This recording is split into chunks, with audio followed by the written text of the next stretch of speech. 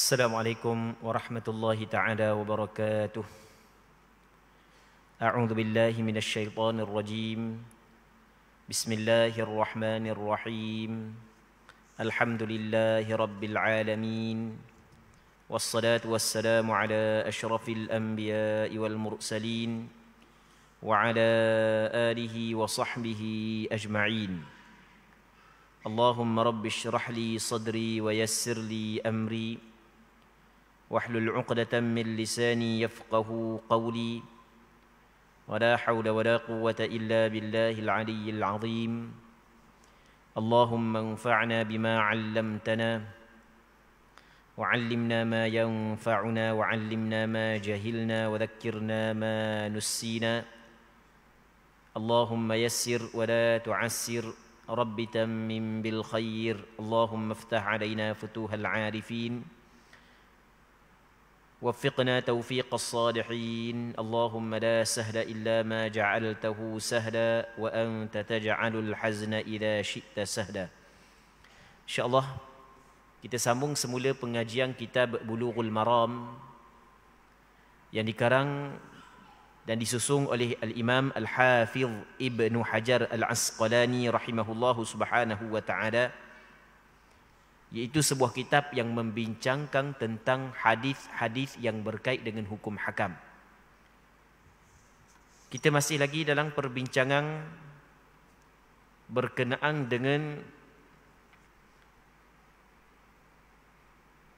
jual beli salam, hutang dan gadayang.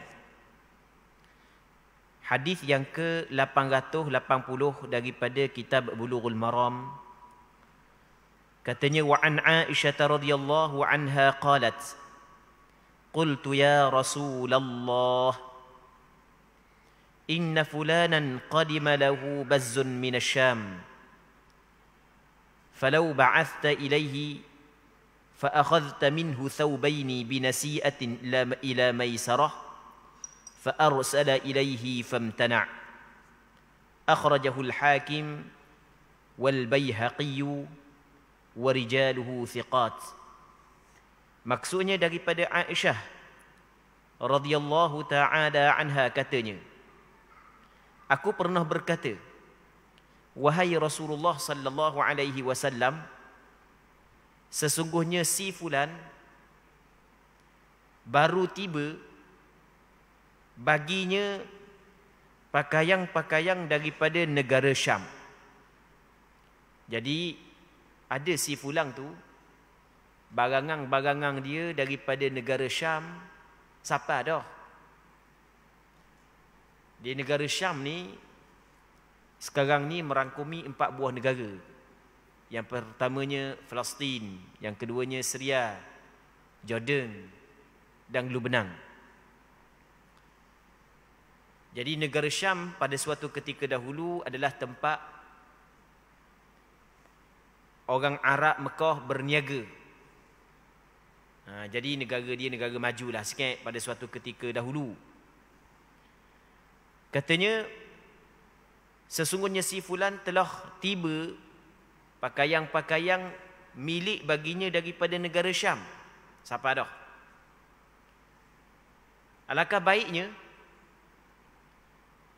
engkau mengiringkan seseorang kepadanya untuk mengambil sepasang pakaian yang akan dibayar nanti di saat beroleh ke lapangan rezeki. Ini cadangan daripada Aisyah. Rasulullah molek juga mengata seorang pergi jumpa dengan dia, minta beli pakaian daripada dia dengan cara berhutang. Nanti ada piti kita bayar dah. Baik. Maka baginda sallallahu alaihi wasallam bersetuju mengirimkan seseorang kepadanya. Akan tetapi si fulan tidak mahu memberinya. Hadis ini dikeluarkan oleh Imam Hakim An-Naisaburi dan Imam Baihaqi. Kesemua perawi hadis ini adalah perawi hadis yang thiqah, yang boleh dipercayai. Muslimin muslimat yang dirahmati oleh Allah Subhanahu wa taala. Imam Ibnu Hajar Al-Asqalani mendatangkan sebuah hadis yang diceritakan oleh Aisyah suatu peristiwa yang pernah berlaku di zaman Rasulullah. Yang mana daripada peristiwa ini kita dapat mengeluarkan beberapa hukum. Kita dapat mengambil beberapa hukum. Cerita secara ringkasnya, ketika ada seorang lelaki, tanpa disebut nama dia. Lelaki ini mungkin orang Islam, mungkin orang munafik, mungkin orang bukan Islam. Barangan dia sapa dah daripada negara Syam sapa ke Madinah. Jadi boleh sapa barangan dia ni, maka sampailah kepada pengetahuan, sampai ke pengetahuan isteri Rasulullah Aisyah. Maka Aisyah mencadangkan kepada Rasulullah supaya membeli 2 helai pakaian daripada orang tersebut. Cadang kepada Rasulullah supaya beli 2 helai kain daripada orang tu. Dan secara kebetulan Rasulullah pada ketika itu tak ada pitih. Tak ada barangan yang dijadikan bayaran untuk pakaian tersebut. Allah. Manusia yang paling hebat, yang paling mulia di sisi Allah, siapa ke duit untuk membeli pakaian pun tidak ada pada ketika itu. Jadi apabila tak ada duit, tak ada benda yang bukan mesti duit, pertukaran barang lain pun boleh menjadikan bayaran. Jadi Aisyah bagi cadangan kepada Rasul supaya Rasul berhutang. Lalu Rasulullah sallallahu alaihi wasallam bersetuju untuk berhutang. Jadi bermakna kita dapat faham daripada hadis ini kita boleh beli secara berhutang. Kerana perkara ini pernah dilakukan oleh Nabi sallallahu alaihi wasallam. Jadi ketika Aisyah memberi cadangan kepada Rasul supaya membeli 2 helai kain dengan cara berhutang, sampai masa ada piti bayar akan datang, ada barang senang, ada benda boleh bayar, kita bayarlah akan datang. Maka Rasul bersetuju. Jadi bermakna boleh kita berhutang.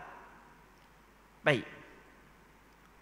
Jadi Rasul pun ngata seorang, so pergi jumpa dengan dia, Rasulullah nak 2 helai kain dan nak bayar, nak berhutang lah, nak bayar sampai ketika ada rezeki akan datang. Tetapi orang tersebut tak boh. Dia tidak bersetujulah, tuang dia itu tidak bersetuju. Tak ada masalah lah. Hak dia, barang dia. Baik. Cuma daripada sudut adab dengan Nabi sallallahu alaihi wasallam adalah apabila Rasulullah orang, bukan kata Rasulullah lah. Kalau orang susah, yang mana orang susah ni dia nak berhutang dengan kita, dan dia kalau ada benda memang dia bayar, maka hak yang paling baiknya adalah kita bagilah kepada dia. Hak tu hak yang paling baik. Apatah lagi kalau sekiranya kita ni orang hak yang senang. Baik. Tapi dia tidak bagi. Tak apalah. Dia tidak bagi pun. Cuma kita dapat faham daripada hadis ini bahawasanya boleh berhutang. Tapi dia tidak bagi, sebenarnya masih lagi ramai para sahabat Nabi sallallahu alaihi wasallam bergebuk-gebuk untuk berkhidmat kepada Rasulullah sallallahu alaihi wasallam. Kerana para sahabat melihat khidmat kepada Rasulullah sallallahu alaihi wasallam adalah suatu kemuliaan. Seterusnya katanya ba'ar-rahn, ba' gadayang. Wa an Abi Hurairah radhiyallahu anhu qala qala Rasulullah sallallahu alaihi wasallam adh-dhahru yurkabu bi nafaqatihi idza kana marhuna wa labanu ad-dar yushrabu bi nafaqatihi idza kana marhuna wa 'ala alladhi yarkabu wa yashrabu an-nafaqah rawahu al-Bukhari.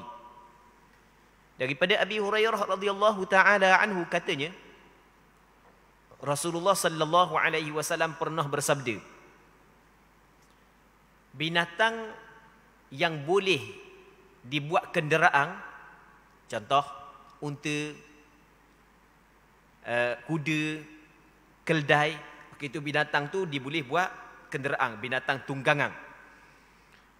Yang digadaikan dapat ditunggangi sebagai ganti biaya perbelanjaan dia.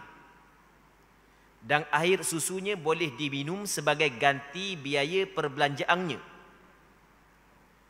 Sedangkan yang membayar perbelanjaannya ialah orang yang menunggangnya dan yang meminum air susunya.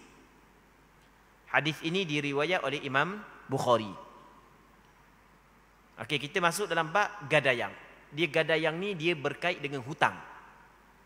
Kadang-kadang kita berhutang dengan seseorang tanpa kita menggadaikan sesuatu kepada dia.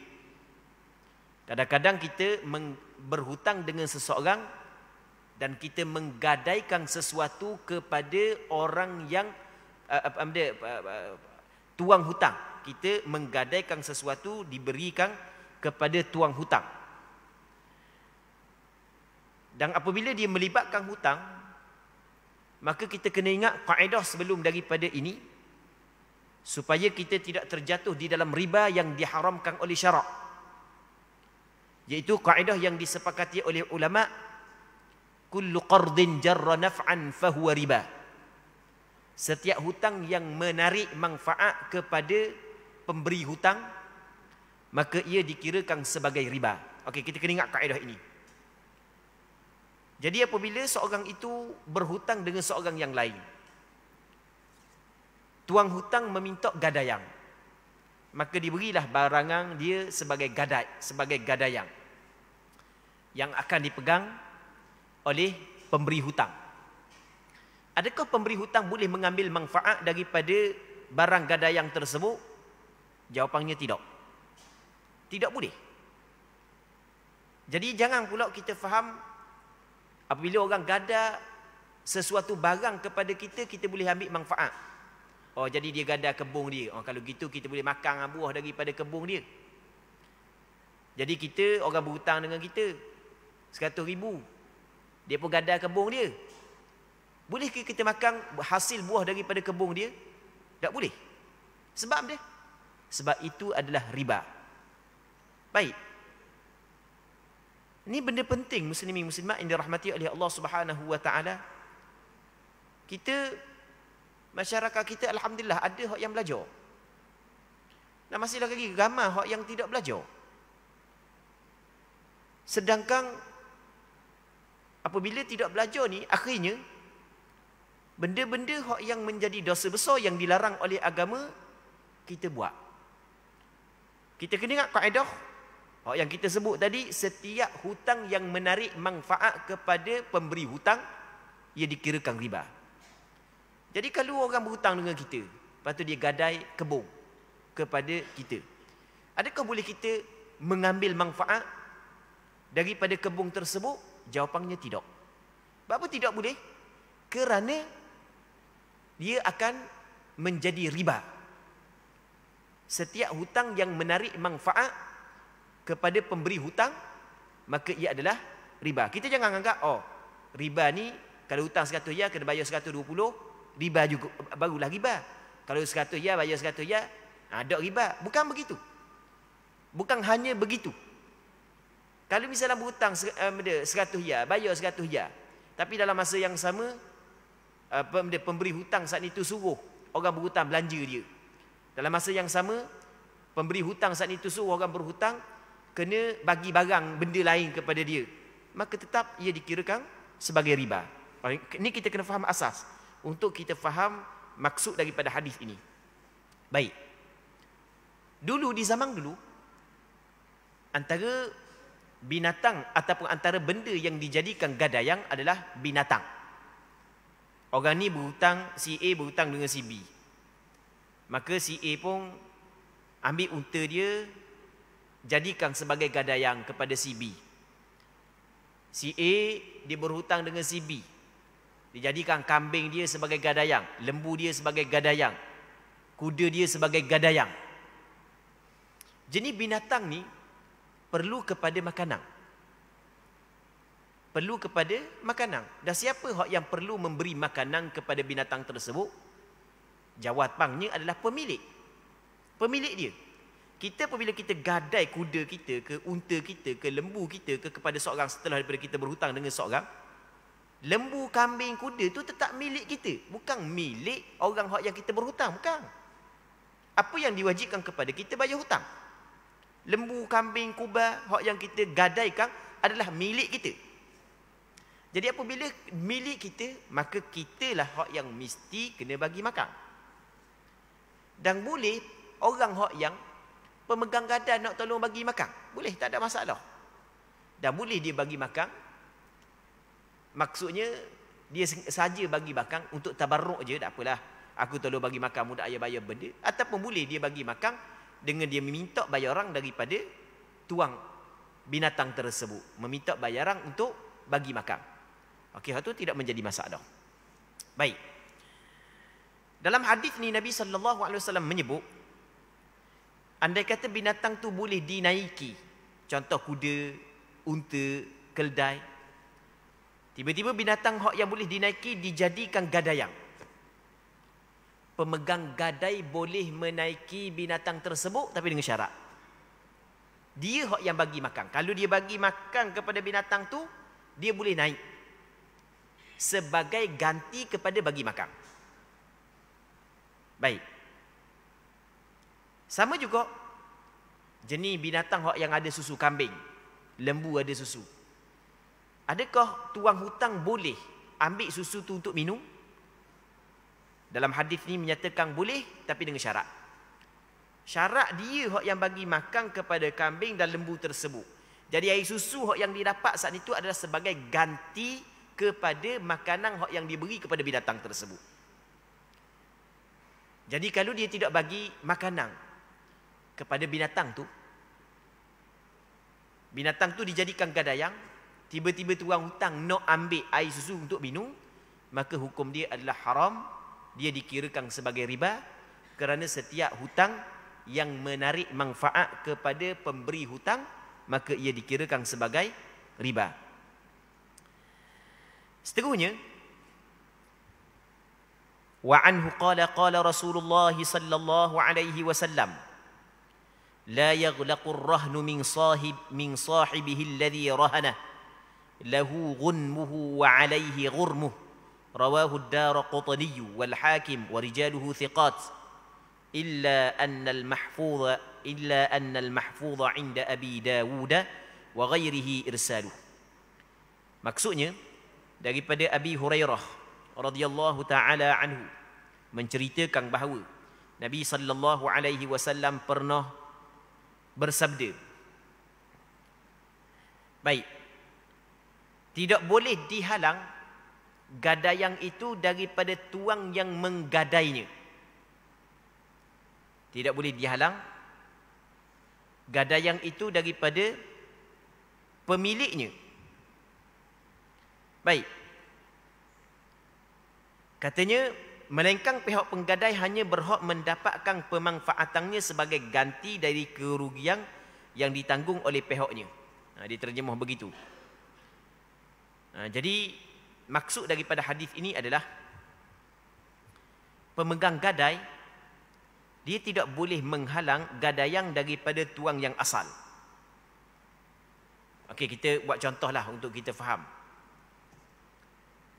Maksud dia gini. Ini sebagai contoh. Katakanlah si A dia berhutang dengan si B. Dia pun gada gelang. Okey, dia gada gelang. Sebagai contoh ni gelang, dia gada gelang. Sampai masa yang mana tempoh pembayaran hutang saat itu telah ditetapkan 2 bulan lah, 3 bulan lah. Jadi apabila sampai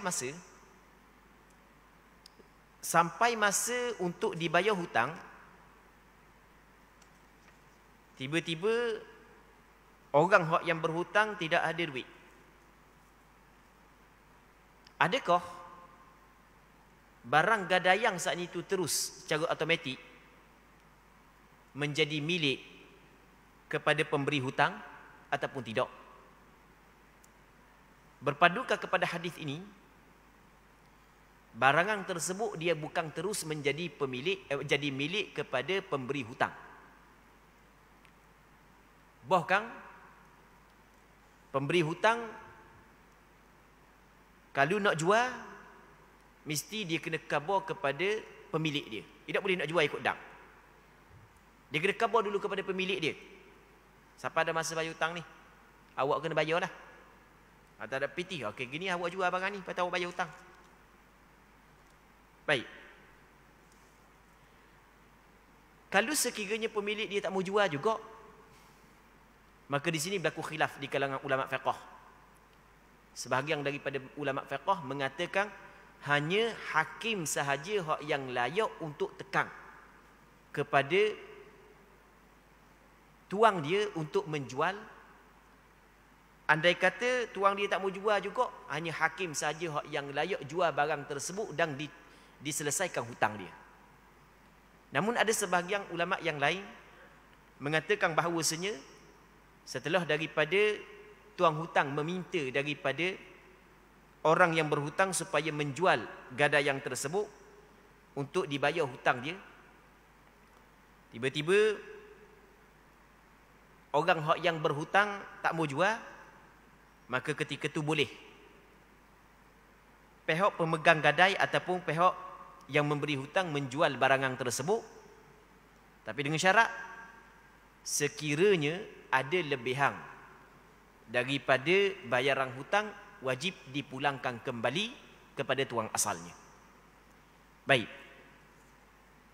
Seterusnya kata dia, wa an Abi Rafi'in anna an-nabiy sallallahu alaihi wasallam istaslafa min rajulin bakra فقدمت عليه إبل من الصدقة فأمر أبا رافع أن يقضي الرجل بكره فقال لا أجد إلا خيارا قال أعطه إياه فإن خيار الناس أحسنهم قضاء.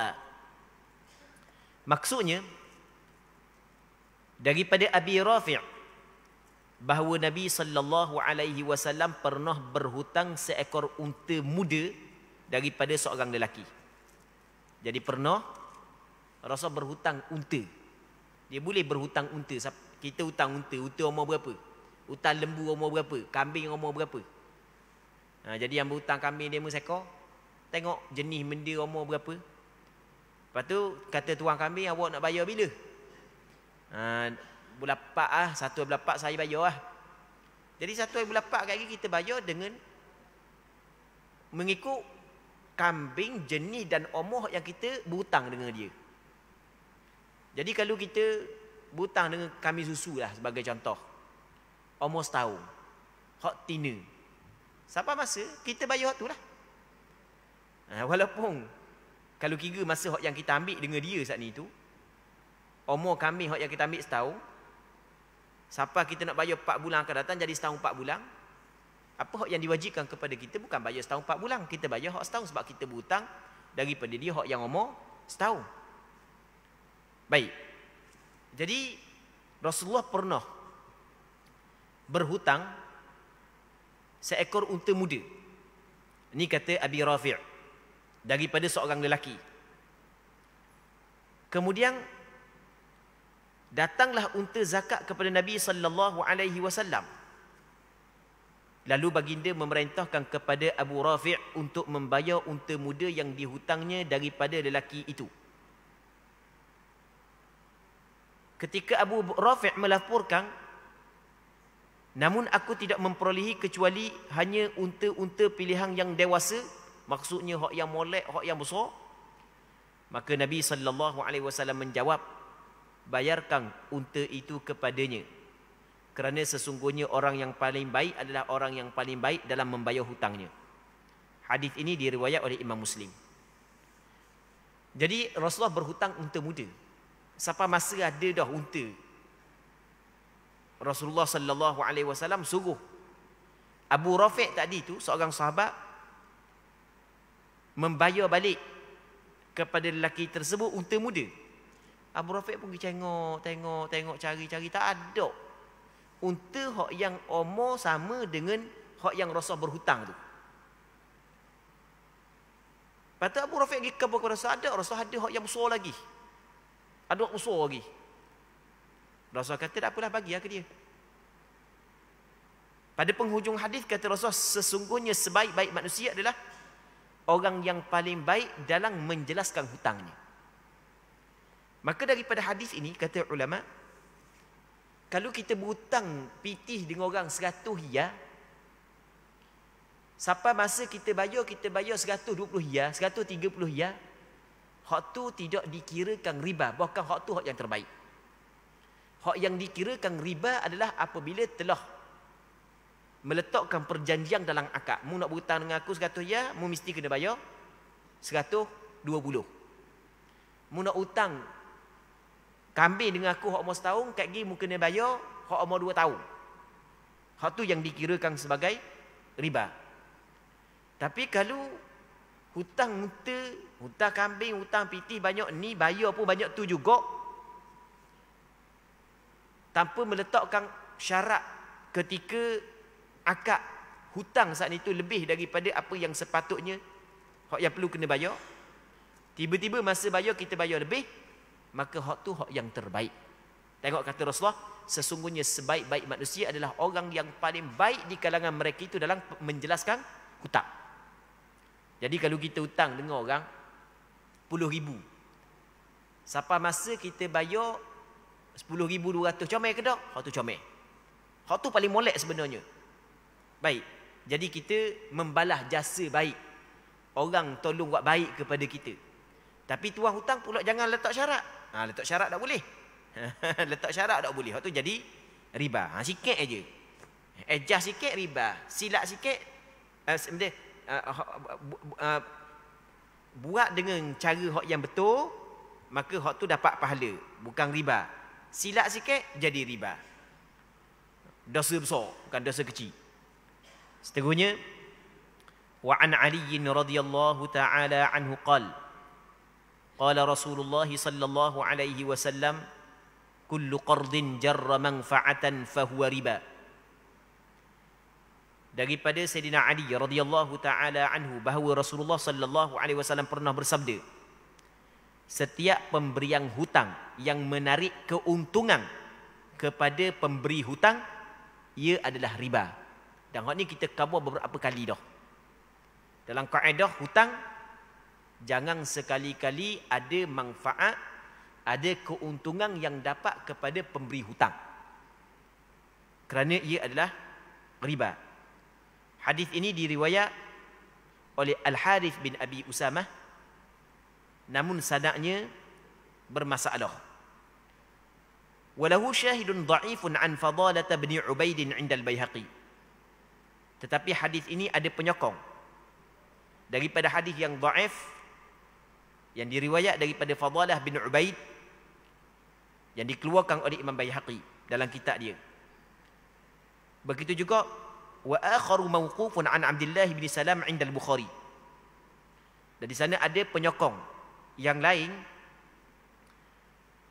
yang perkataan kepada Abdullah bin Salam, seorang sahabat Rasulullah, yang dikeluarkan oleh Imam Bukhari. Walaupun hadis ini dhaif, tetapi ulama melihat kepada dalil-dalil yang lain sehingga ulama fiqh menerima perkataan ini sebagai kaedah dalam bab riba yang berkait dengan hutang, iaitu setiap hutang yang menarik manfaat kepada pemberi hutang, maka ia dikirakan sebagai riba. Seterusnya, babut taflisi wal hajri, bab pada menyatakan bankrupt dan penahanan seseorang daripada menguruskan harta dia. Kita tengok. Kita masuk dalam bab baru pula. Katanya, an Abi Bakrin ibn Abdul Rahman an Abi Hurairah radhiyallahu anhu qala, sami'tu Rasulullah sallallahu alaihi wasallam yaqul, man adraka malahu bi'ainihi 'inda rajulin qad aflas fahuwa ahaqqu bihi min ghairihi. Daripada Abi Bakar bin Abdul Rahman, daripada Abi Hurairah radhiyallahu anhu katanya, aku pernah mendengar Nabi sallallahu alaihi wasallam bersabda, sesiapa yang mendapati barang miliknya masih lagi ada di sisi seorang lelaki yang telah muflis, maka dialah yang lebih berhak terhadap barangan tersebut berbanding dengan orang lain. Hadis ini dikeluarkan oleh Imam Bukhari dan Muslim di dalam kitab sahih bagi keduanya. Okey, kita buat contoh untuk kita faham hadis ni. Katakanlah ni barangan kita. Motor ke, kereta ke, tanah ke, rumah ke, tak kira lah barang kita. Tiba-tiba orang tu beli dengan kita dengan cara berhutang. Dia beli dengan kita, si fulan dia beli dengan kita barangan tersebut secara berhutang.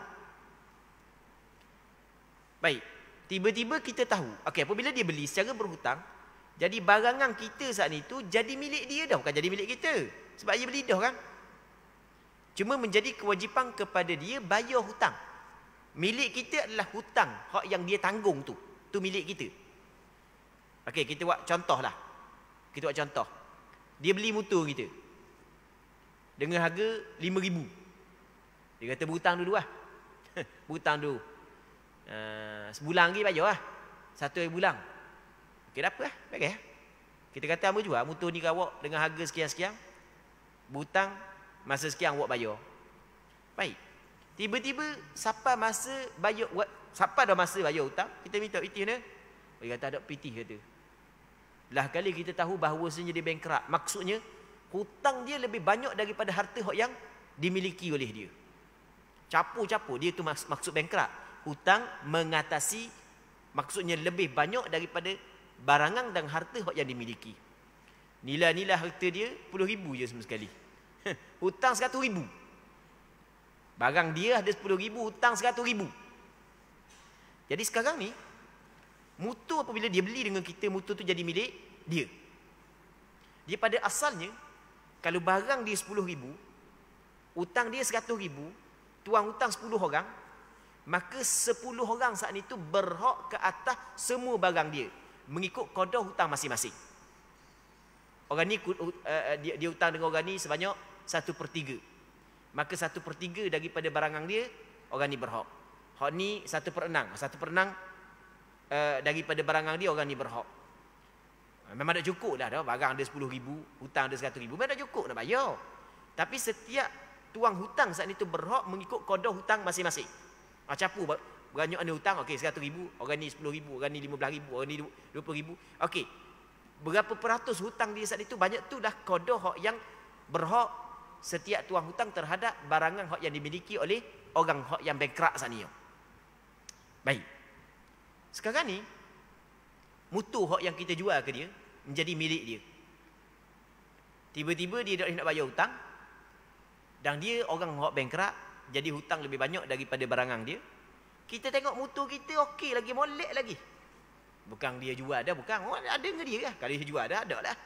Kita kena tunggu bayar, dia bayar hutang je lah. Boleh tak kita nak ambil? Kata Rasul boleh. Tu fahuwa ahaqqu bihi min ghairi. Maksudnya tuang-tuang hutang yang lain kata tak boleh, kita pakat ramai-ramai motor ni. Sebab barangan dia kan, dia hutang aku juga. Kita kata tak, aku berhak terhadap motor ni kerana motor ni dia beli dengan aku, barangan aku benda ni. Itu maksud dia. Hadis ini dikeluarkan oleh Imam Bukhari dan Muslim dalam kitab sahih bagi keduanya. Seterusnya, warawahu Abu Dawud wa Malik min riwayati Abi Bakr bin Abdul Rahman mursalan bilafzi ayyuma rajulun ba'a mata'an fa aflasa alladhi bata'ah wa lam yaqbid alladhi ba'ahu min thamanihi shay'a fawajada mata'ahu bi'aynihi fahuwa ahaqqu bih wa in mata al-mushtari fa sahibul mata'i uswatul ghurama wa wasalahu al-Baihaqi wa dha'afahu tab'an li Abi Dawud.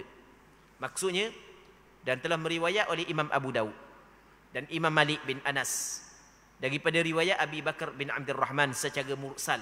Hadis ini tidak bersambung sanad dengan lafaz bahawasanya barang siapa yang menjual suatu barang kepada seseorang lalu pihak yang membelinya itu jatuh muflis sementara dia masih belum menerima pembayaran barangnya sedikit pun, kemudian dia menyumpai barangnya masih utuh padanya, maka dia adalah orang yang paling berhak mengambil barangan tersebut. Jadi dalam hadis ni disebut ada orang beli barang dengan kita, dia berhutang. dan dia tidak bayar walaupun sedikit, tak bayar lagi. Tiba-tiba kita dapati dia saat itu muflis, bankrupt. Hutang dia lebih banyak daripada harta yang dimiliki oleh dia. Maka dalam masa yang sama kita dapati barang kita saat ni tu okey lagi. Barang kita macam asal lagi macam kita jual. Maka kita lebih berhak terhadap barang tersebut berbanding dengan tuang-tuang hutang yang lain. Kita yang lebih berhak sebab barangan kita dia tak bayar lagi. Dalam hadis ni sebut walam yaqbidil ladzi ba'ahu min thamanihi syai'a. Dia penjual saat itu belum menerima sedikit pun bayaran. Jadi kalau dia terima dah sedikit bayaran, maka dia bukanlah hak yang lebih berhak terhadap barangan tersebut. Sebab apabila mung jual barang kepada seorang secara berhutang, mung kena ingat barang tu bukan lagi milik mung. Barang tu milik pembeli. Milik mung adalah hutang saat itu, bayaran milik mung. Tiba-tiba hak yang pembeli tu bayar dah 100 ya. Barangan 10,000 dibayar dah 100 ya. Sampai masa nak bayar bankrupt. Maka adakah tuang barang hak yang asal saat itu berhak terhadap barangan tersebut? Jawapannya tidak, kerana dibayar dah sikit. Lepas tu barangan saat itu berhak kepada siapa? Berkongsi oleh kesemua tuang-tuang hutang. Banyak mana seorang tengok nisbah hutang. Berapa peratus? Capur semua sekali hutang. Banyak mana? Mu banyak mana dia hutang, mu banyak mana. Nisbah tu lah hak yang setiap tuang hutang dapat di atas barangan yang dimiliki oleh orang hak yang bankrupt saat ni. Seterusnya, kata dia lagi, maka akan tetapi jika pihak yang membelinya meninggal dunia, maka kedudukan pemilik barang disamakan dengan para penagih piutang yang lain. Jadi kalau dia mati dah, jadi mati dah orang hak berhutang tau. Tapi dia bankrupt. Lepas tu dia tak bayar sikit lagi kepada orang hak yang jual barang. Adakah tuang hak yang jual barang asal tu berhak mengambil barangan tersebut ataupun dia berkongsi dengan tuang-tuang hutang yang lain? Okey, kalau tengok kepada hadis ni, tak boleh dah dia nak ambil barang tersebut, bukan dia kena berkongsi dengan tuang-tuang hutang yang lain. Kerana tuang hak yang berhutang dengan dia, orang hak yang bankrupt saat ni tu mati dah. Okey, kita hurah sekali lagi ya. Sekarang ni kita ada dua masalah di sini. Yang pertama, orang tu beli barang dengan kita dengan secara berhutang dan dia belum bayar walaupun 1 sen, tak bayar lagi. Tiba-tiba orang yang beli saat ni tu jatuh bankrupt. Dan barangan kita masih lagi ada di dia. Ketika dia hidup, barangan hak yang dia beli dengan kita hak yang lebih berhak berbanding dengan tuang hutang yang lain. Okey, itu yang pertama. Tapi kalau dia mati, maka ketika tu kita tidak lagi berhak ke atas barangan tersebut, bahkan kita kena berkongsi dengan tuang-tuang hutang yang lain terhadap barangan tersebut. Itu maksud dia. Dan ni pandangan sebahagian daripada ulama. Namun mengikut Imam Syafi'i rahimahullahu subhanahu wa ta'ala, beliau berpandangan bahawasanya sama ada hidup ataupun mati, selama mana orang yang berhutang belum lagi membayar sedikit pun kepada tuang asal, tuang barang hak asal, tak bayar sikit pun, maka tetap tuang asal berhak mendapat barangan tersebut berbanding dengan tuang hutang yang lain. Itu mengikut pandangan Imam Syafi'i. Kerana di sana ada sebuah hadis daripada Ibnu Khaldah Az-Zuraqi. Ibnu Khaldah Az-Zuraqi ni dia pernah menjadi qadi di Madinah. Yang mana suatu ketika dia datang berjumpa dengan Abu Hurairah, bertanyakan tentang seorang yang berhutang tiba-tiba jatuh bankrupt, muflis. Maka kata Abu Hurairah, "Hadzal ladzi qada fihi an-nabi sallallahu alaihi wasallam." Ni hukum keputusan yang pernah diputuskan oleh Nabi sallallahu alaihi wasallam.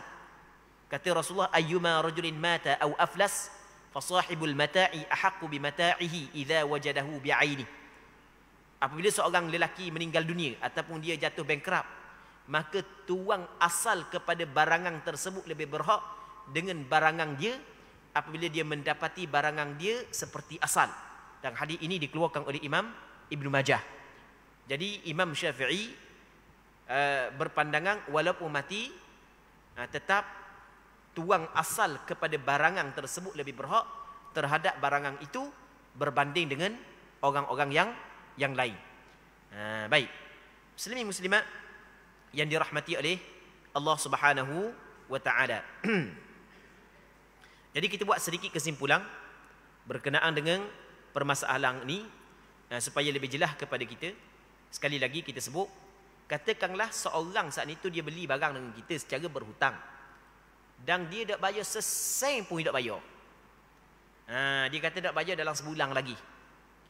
Cukup masa bayar, tiba-tiba dia jatuh bankrupt. Hutang dia lebih banyak daripada harta yang dimiliki. Kita dapati barang kita masih lagi seperti asal, maka kita lebih berhak terhadap barangan kita berbanding dengan tuang-tuang hutang yang lain. Hak tu berlaku kesepakatan di kalangan ulama. Okey, selesai. Ketika dia masih hidup, hak tu berlaku kesepakatan. Hak yang berlaku khilaf adalah kita dapati barangan tersebut masih lagi asal dan dia tak bayar sesen pun lagi kepada kita, hutang dia, tiba-tiba dia meninggal dunia. Hak tu berlaku khilaf. Sebahagian daripada ulama mengatakan bahawasanya bukan kita sahaja yang berhak terhadap barangan tersebut, bahkan kita kena berkongsi dengan tuang hutang yang lain sebab orang yang berhutang dengan kita telah mati. Pandangan yang kedua, pandangan yang dipegang oleh Imam Syafi'i adalah walaupun mati tetap hukum dia sama. Jadi kalau lepas daripada mati berlaku khilaf di kalangan ulama. Baik, muslimin muslimat yang dirahmati oleh Allah Subhanahu wa taala. Katanya warawa Abu Dawud wa Ibnu Majah min riwayati Umar bin Khaldah qala atayna Aba Hurairah fi sahibin lana qad aflas faqala la aqdiyanna fikum biqada'i Rasulillah sallallahu alaihi wasallam man aflasa aw mata fawajada rajulun mata'ahu bi'ainihi fahuwa ahaqqu bih wa sahhahu al-Hakim wa dha'afahu Abu Dawud hadhihi ziyadah fi dhikril maut. Maksudnya Abu Dawud telah meriwayatkan pula bersama Imam Ibnu Majah melalui Umar bin Khaldah yang telah menceritakan kami datang kepada Abu Hurairah. Hadis tadi kita baca dah hadis ni, sebenarnya kita huraikan dah hadis ni. Yang mana katanya bersama dengan seorang teman kami yang jatuh muflis, maka Abu Hurairah berkata, aku benar-benar akan memutuskan perkaramu, hukum yang mutanya sesuai dengan hukuman yang telah diputuskan oleh Nabi sallallahu alaihi wasallam, iaitu barang siapa yang jatuh muflis atau meninggal dunia dan pihak penghutang menemui barangnya masih utuh ada pada orang yang bersangkutan hutang saat itu, maka dialah pihak yang paling berhak mengambilnya berbanding dengan tuang-tuang hutang yang lain. Hadis ini dinilai sahih oleh Imam Hakim, namun Imam Abu Daud menilai hadis ini sebagai hadis dhaif. Jadi kita rasa untuk malam ni sini dulu. Kita mengharapkan apa yang kita bincang pada malam yang mulia ini diberkati oleh Allah Subhanahu wa taala dan sama-sama dapat mengambil manfaat. Wallahu Subhanahu wa taala a'la wa a'lam. Allahumma haqqiqna bittiba'i nabiyyika Muhammadin sallallahu alaihi wasallam zahiran wa batina. Allahumma inna nas'aluka al-ikhlasa fil qawli wal 'amal. Allahumma inna nas'aluka al-ikhlasa fil qawli wal 'amal. Sallallahu ala sayyidina Muhammadin an-nabiyil ummi وعلى آله وصحبه وسلم والحمد لله رب العالمين.